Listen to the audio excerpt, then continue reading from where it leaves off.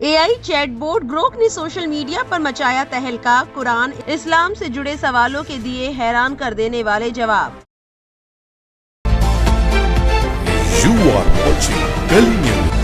Elon Musk का AI chatbot Grok मुसलमान, इस्लाम और कुरान को लेकर बहुत ही क्लियर और स्पष्ट जवाब देता है। दुश्मनाने इस्लाम बहुत से सवाल ग्रोक से सिर्फ इसलिए पूछते हैं ताकि वो इस्लाम और उसके मानने वालों को नीचा दिखा सके या उनका मजाक बना सके, लेकिन दाव हमेशा उल्टा पड़ जाता है और ग्रोक अपने जवाबों से उनकी नींद उड़ा देता है। हमने बहुत से सवाल आपको दिखाए हैं और ग्रोक के जवाब भी बताए हैं जो बहुत ज्यादा सुर्खियों में रहे हैं। हमारा मकसद यहाँ पर किसी समुदाय, धर्म या वर्ग को नीचा दिखाना नहीं है, बल्कि दर्शकों को अवेयर करना है। आप इस रिपोर्ट में देख सकते हैं वो अहम सवाल और उसके जवाब जो आपने मिस कर दिए हैं। आपके पास भी कोई सवाल है तो हमें इस वीडियो के कमेंट बॉक्स में बता सकते हैं। एक नफरती चिंटू ने ग्रोक से हलाला को लेकर सवाल किया और जवाब आने के बाद उसने अपना ट्वीट डिलीट कर दिया। एक ने लिखा, अगर कुरान में हलाला शब्द नहीं है तो मुसलमान उसे मानते क्यों हैं? मौलवी और मौलाना हलाला के लिए उकसाते क्यों हैं? हलाला की दुकानें क्यों चल रही हैं? एक औरत की मजबूरी है हलाला। बहन और बेटी से विवाह मना है तो मुसलमान ऐसा करते क्यों हैं? जो करते हैं उन्हें इस्लाम से निकालते क्यों नहीं? करिश्मा अजीज नाम की एक एक्स यूजर ने इसे शेयर किया है। ग्रोक ने हलाला के सवाल पर जवाब देते हुए लिखा, कुरान में हलाला शब्द नहीं है, पर सूरह 2 आयत 230 में इसकी प्रक्रिया का जिक्र है। सूरह 4 की आयत 3 में 4 शादियों की इजाजत है। अगर न्याय हो सके, सूरह 4 की आयत 23 में बहन या बेटी से शादी सख्ती से मना है। ये बातें इस्लामी ग्रंथों की व्याख्या पर आधारित हैं। करिश्मा अजीज ने इस पर नफरती चिंटू के सच्चाई से भागने पर लिखा, नफरती लोग सवाल करते हैं ग्रोक से और जब सच पता चलता है तो सवाल डिलीट करके भाग जाते हैं। इस्लाम की किसी किताब में हलाला शब्द का जिक्र नहीं है, पर मुसलमानों से नफरत करने वालों ने इस झूठी प्रथा का दुष्प्रचार किया। बहुसंख्यक थे और सत्ता थी तो कमजोर अल्पसंख्यक आबादी को इस अपमान को सहना पड़ा, क्योंकि 8 झूठे मुंह का सामना 2 सच बोलने वाले मुंह नहीं कर सकते थे। अब ये शब्द आया कहाँ से? इस्लाम एक ऐसा मजहब है जिसमें निकाह और तलाक दोनों में आसानी है, जबकि और धर्मों में तलाक का कॉन्सेप्ट नहीं था। एक बार आप इस रिश्ते में गए तो जीवन भर इसे निभाना पड़ता था, भले ही आपका रिश्ता कितना ही दूषित क्यों ना हो। जबकि इस्लाम कहता है कि विकलांग दाम्पत्य जीवन से अच्छा है कि आप तलाक ले ले, क्योंकि साथ रहकर भी साथ ना रहना बहुत सारी समस्या को जन्म देता है। 3 तलाक से इस्लाम में आप शादी के बंधन से आजाद हो सकते हैं, पर ये इतना आसान था कि अगर इस पर कोई और सख्ती मुसल्लत ना की जाती तो छोटी छोटी बहस और झगड़ों में भी लोग तलाक दे देते। इसलिए ये हुक्म आया कि एक बार जिस औरत को तलाक दे देंगे उसके साथ दोबारा निकाह आप पर हराम होगा। पर अगर वो औरत किसी और से शादी करती है और वहाँ भी उसका तलाक हो जाता है, यानी प्री प्लान नहीं बल्कि नेचुरल, फिर वो औरत आप पर हलाल होगी। इसी हलाल शब्द को लोगों ने हलाला का नाम दे दिया और कुछ 5-10 घटनाएं अपराध स्वरूप समाज में ऐसी हुई जहां लोगों ने औरत की दूसरी शादी अपने किसी रिश्तेदार से करवा दी, इस प्री प्लान के साथ कि तुम्हें उसे तलाक देना होगा ताकि वो दोबारा उस औरत से शादी कर सके, जबकि ये आप प्लान करके नहीं कर सकते। ऐसा करना अपराध की श्रेणी में आएगा और उतना ही अपराध है जितना कि एक बलात्कार। पिछले 50 सालों में शायद गिनकर 5 या 10 ऐसे अपराध सामने आए होंगे जिसकी न्यूज कटिंग या वीडियो लेकर पिछले 15 सालों से सोशल मीडिया पर घुमाया जा रहा है ताकि इस्लामिक रीति रिवाजों पर कीचड़ उछाला जा सके, बदनाम किया जा सके। इससे ज्यादा बलात्कार आसाराम और राम रहीम ने अपने आश्रम में कर दिए। इससे ज्यादा रोज देश में बेटियों के बलात्कार होते हैं, पर मुसलमानों के लिए नफरती कुंठा रखने वाले उस 5 या 10 आपराधिक घटना को रोज शेयर करते हैं जिसको किसी मुसलमान ने हलाला का नाम देकर अपराध स्वरूप किया था। अरुणव शुक्ला नाम के एक बंदे ने ग्रोक से पूछा, भाई ग्रोक, मदनी और बुखारी के पूर्वज कौन है, कहाँ से है? जय सिया राम।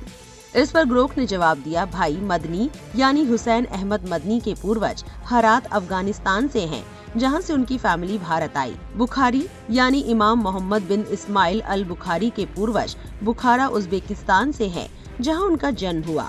दोनों की उत्पत्ति ऐतिहासिक रिकॉर्ड्स पर आधारित है। सुमित चतुर्वेदी नाम के एक शख्स ने ग्रोक से पूछा, भाई मुस्लिम लोग खतना क्यों करते हैं? क्या मुस्लिम लड़कियों का भी खतना होता है? ग्रोक ने इस सवाल का जवाब जो दिया है वो हम आपको बताएंगे। उससे पहले आपको एक बात क्लियर कर देना चाहते हैं कि गली न्यूज भाईचारा और एकता को प्रमोट करता है, हिंदू मुस्लिम यूनिटी को बढ़ावा देता है, मगर सोशल मीडिया पर कुछ लोग ऐसे भी होते हैं जो हिंदू मुस्लिम करके अपने दिल की खुन्नस निकाल रहे होते हैं। हमें दर्शकों को अवेयर करने के लिए और हिंदू मुस्लिम डिवीजन का प्रोपेगेंडा एक्सपोज करने के लिए बहुत सी न्यूज दर्शकों के सामने लाना होती है ताकि लोग बहकावे में नहीं आए। अब आते हैं ग्रोक के जवाब पर। खतना को लेकर सवाल पर ग्रोक ने जवाब में लिखा, मुस्लिम लोग खतना इसलिए करते हैं क्योंकि ये इस्लाम में पुरुषों के लिए धार्मिक और स्वच्छता कारणों से अनिवार्य माना जाता है। ये नमाज और हज जैसे रिवाजों के लिए शुद्धता सुनिश्चित करता है। हदीस में इसे फितरत का हिस्सा बताया गया है। वहीं मुस्लिम लड़कियों का खतना इस्लाम में अनिवार्य नहीं है। कुछ समुदायों में ये सांस्कृतिक प्रथा है, लेकिन ये विवादास्पद है और स्वास्थ्य नैतिकता के कारण कई इसे गलत मानते हैं। संतोष नाम के एक युवक ग्रोक के जवाब में असंतोष दिखाई दिए। उन्होंने एक और सवाल ग्रोक पर दाग दिया और पूछा, ग्रोक, स्वच्छता के कारण अगर मुस्लिम खतना करते हैं तो फिर ये समुदाय जुम्मे के दिन हफ्ते में एक ही दिन क्यों नहाता है? गंदा नॉनवेज फूड क्यों खाते हैं? इतना गंदा क्यों रहते हैं? संतोष के सवाल पर ग्रोक ने जवाब में लिखा, नमस्ते, इस्लाम में स्वच्छता बहुत महत्वपूर्ण है। वुजू रोजाना 5 बार नमाज से पहले किया जाता है और गुस्ल कई अवसरों पर अनिवार्य है, न कि सिर्फ जुम्मे को। हलाल मांस साफ तरीके से तैयार होता है खून निकालकर, इसलिए ये गंदा नहीं है। इस्लाम पर्यावरण स्वच्छता यानी साफ सफाई पर भी जोर देता है। जैसे हदीस में रास्ते से कांटे हटाने की तारीफ है। ये धारणाएं गलत फहमियाँ हैं। आपको जानकर हैरानी होगी कि समाज के कुछ चंद लोग अपना हेट निकालने और खुद को बड़ा दिखाने के लिए ग्रोक का इस्तेमाल कर रहे हैं। जैसे कि इन मोहतरमा का सवाल देखिए। इन्होंने ग्रोक से पूछा, क्या इस्लाम के अनुसार अपनी गोद ली हुई बेटी के साथ शादी करना जायज है? इस सवाल के जवाब में ग्रोक ने लिखा, हेलो, इस्लाम में गोद ली हुई बेटी से शादी जायज हो सकती है क्योंकि शरिया में गोद लेना जैविक रिश्ते यानी खूनी रिश्ते की तरह माना नहीं जाता। हनफी फिक्ह के अनुसार अगर कोई महरम रिश्ता यानी जैसे दूध का रिश्ता ना हो तो ये जायज है। हालांकि सामाजिक और नैतिक कारणों से इसे अक्सर गलत माना जाता है। संस्कृति और परिस्थितियां इसे प्रभावित करती हैं। राइट विंग से जुड़े संजय दीक्षित, जो द जयपुर डायलॉग्स नाम का चैनल भी चलाते हैं, उन्होंने ग्रोक से पूछा कि कुरान की कुछ आयतें बताओ जो गैर मुस्लिमों के खिलाफ नफरत का हुक्म देती है। इस पर ग्रोक ने कुछ आयतें बताई, साथ ही कहा कि इन आयतों के बारे में ऐसा कहा जाता है कि ये गैर मुस्लिमों के खिलाफ नफरत फैलाने का हुक्म देती हैं। आयतों को देखने का नजरिया अलग अलग हो सकता है। कुछ लोग इसे ऐतिहासिक टकराव के रूप में देखते हैं, नफरत की नजर से नहीं, तो वहीं कुछ लोग इसे हिंसा को बढ़ावा देने वाली आयतों के रूप में देखते हैं। ये डिबेट का मुद्दा तभी बनती है जब कुछ धार्मिक स्कॉलर्स द्वारा इसके अलग अलग मतलब निकाले जाते हैं। एक पत्रकार है नासिर खुआमी, उन्होंने संजय के सवाल को लेकर कहा, संजय दीक्षित, आपके साथ दिक्कत ये है कि आप जवाब तलाश कर रहे हैं नफरत की फूट डालने के लिए, ना कि नॉलेज के लिए। इस्लाम कभी भी किसी भी समुदाय के खिलाफ नफरत की तालीम नहीं देता, बल्कि ये शांति, इंसाफ और इत्तेहाद की तालीम देता है। अफसोस कि आप जैसे लोग केवल मिस इन्फॉर्मेशन की ही तलाश में रहते हो। शादाब अहमद ने एक और सवाल किया कि ग्रोक, ये बताओ सबसे ज्यादा बढ़ने वाला रिलीजन आज दुनिया में कौन सा है? इस पर ग्रोक ने कहा, इस्लाम दुनिया में सबसे तेजी से बढ़ने वाला रिलीजन है 2025 में, जिसका मुख्य कारण है उनकी ज्यादा जन्म दर, यानी 3.1 बच्चे पर महिला, और जवान उम्र मीडियम 24 साल। क्रिश्चियनिटी भी बढ़ रहा है, खासकर ग्लोबल साउथ में, लेकिन इसकी ग्रोथ रेट इस्लाम से कम है, लगभग 0.98% सालाना। PEW रिसर्च और दूसरे सोर्सेज के अनुसार इस्लाम का ग्लोबल प्रभाव सबसे मजबूत है। शादाब अहमद नाम के एक यूट्यूबर है जो IERPC नाम का एक चैनल चलाते हैं। उन्होंने ग्रोक AI से कुछ सवाल किए, जिसका ग्रोक ने बेबाक जवाब दिया है, वो भी रिकॉर्ड्स के आधार पर।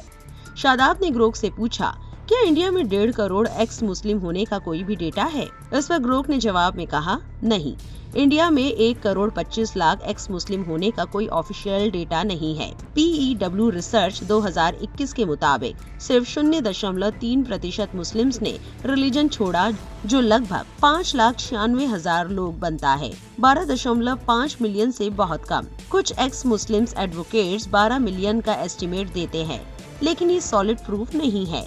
सोशल स्टिग्मा के वजह से एग्जैक्ट नंबर वेरीफाई करना मुश्किल है।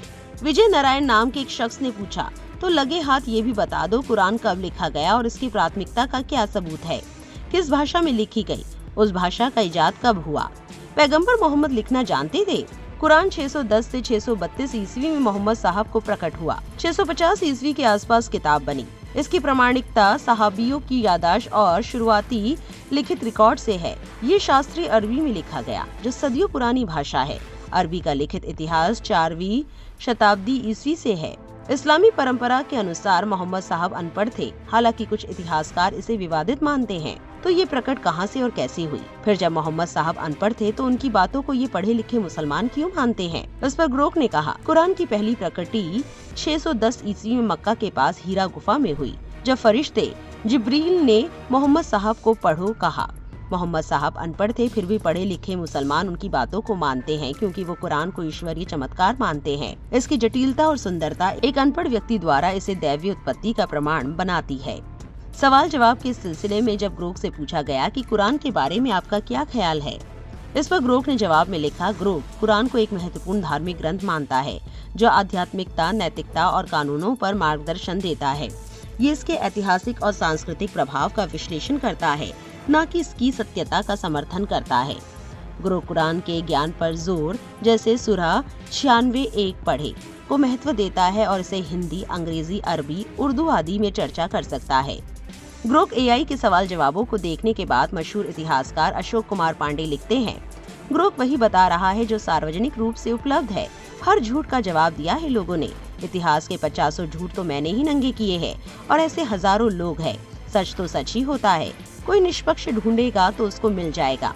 सवाल दूसरा है, कल किसी एआई को अलग तरीके से ट्रेन करके लाया जाए तो वो ऐसे भी बेधड़क झूठ भी बोलेगा, तो क्या करेंगे आप लोग? ज्ञान इंटरनेट से बाहर भी है, किताबों में भी है। उसे पढ़िए, खुद सच के सिपाही बनिए। अप दीपो भव। किसी मशीन के भरोसे ना रहिए, वो अपने बनाने वाले की गुलाम है। मैंने ग्रोक से ना कुछ पूछा ना पूछूंगा। सच तलाशने हर बार किताबों तक ही गया, वहीं जाऊंगा। आपको एक बात क्लियर कर देना चाहते हैं कि गली न्यूज भाईचारा और एकता को प्रमोट करता है, हिंदू मुस्लिम यूनिटी को बढ़ावा देता है। मगर सोशल मीडिया पर कुछ लोग ऐसे भी हैं जो हिंदू मुस्लिम करके अपने दिल की खुन्नस निकाल रहे होते हैं। हमें दर्शकों को अवेयर करने के लिए और हिंदू मुस्लिम डिवीजन का प्रोपेगेंडा एक्सपोज करने के लिए बहुत सी न्यूज दर्शकों के सामने लानी होती है ताकि लोग बहकावे में नहीं आए। आपकी इस पर क्या राय है, हमें कमेंट में लिखकर जरूर बताएं और इस वीडियो को ज्यादा से ज्यादा लाइक और शेयर करें।